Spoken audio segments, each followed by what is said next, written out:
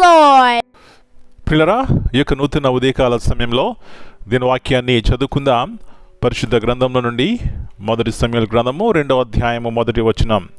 మరియు హన్న విజ్ఞాపన చేసి ఇలాగ నేను నా హృదయము యెహోవాయందు సంతోషించుచున్నది, యెహోవాయందు నాకు మహాబలము కలిగెను.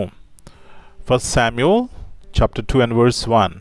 And Hannah prayed and said, My heart rejoiceth in the Lord, mine horn is exalted in the Lord, my mouth is enlarged over my enemies, because I rejoice in thy salvation.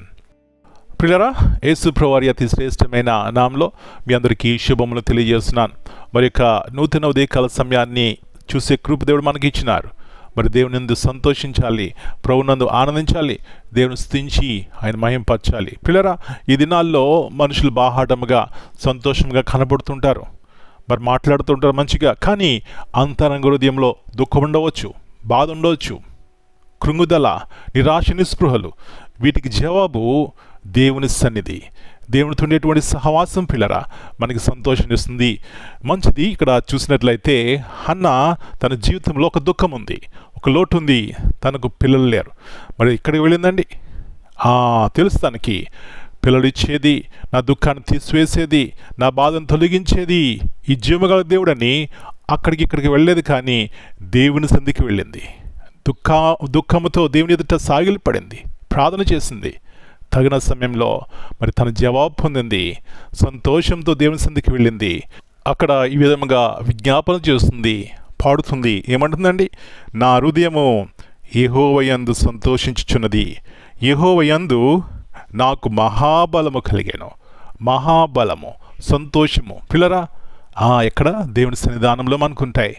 నా ప్రియ సహోదరి, నీ కుటుంబంలో ప్రార్థించే తల్లిగా నీ ఉన్నట్లయితే కుటుంబంలోకి ఎలాంటి ఆశీర్వాదము, బిడ్డలకు ఎలాంటి ఆశీర్వాదము, కుటుంబంలో ఎలాంటి సంతోషము, కుటుంబంలో ఎలాంటి మహాబలము, ఇవన్నీ కూడా ఎక్కడ కలిగి ఉంటామంటే ఎప్పుడైతే మన నిరీక్షణ, మనకి ఆశ, మన విశ్వాసము, మన నమ్మకము పరమందు ఉన్నటువంటి దేవుని వైపు మీద ఉన్నప్పుడే.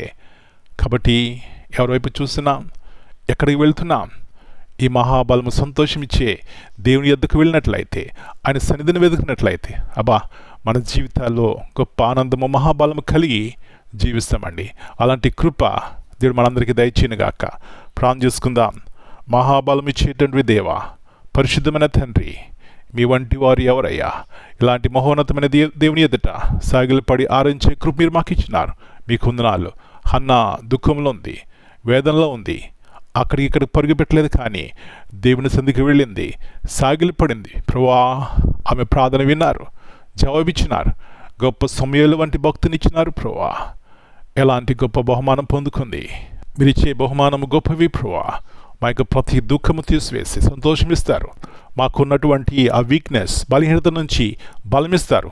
ఆత్మీయంగా, శారీరకంగా కూడా మనం బలపరుస్తారు. ప్రభువా, కాబట్టి అలాంటి విశ్వాసం కలిగి మీ వైపు చూసి మా జీవితాల్లో సమాధానం, సంతోషం కలిగి ఉండడానికి సహాయం ఇచ్చేయమని మనం మీ చేతిగా అప్పగించుకుంటూ ఈ దినమంతా మీరు కింద భద్రపరిచి హన్నావలే మేము కూడా నిరీక్షణ కలిగి దేవుని యొక్క సమయం కొరకు ఎదురు చూసిన ఆయన పొందుకోవడానికి సహాయం ఇచ్చేయమని యేసు ప్రభువారి అతి శ్రేష్టమైన నామమును బట్టి ప్రార్థన చేస్తున్నాను తండ్రి.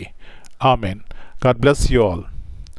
My dear brothers and sisters, greetings in the precious name of our Lord and Savior Jesus Christ.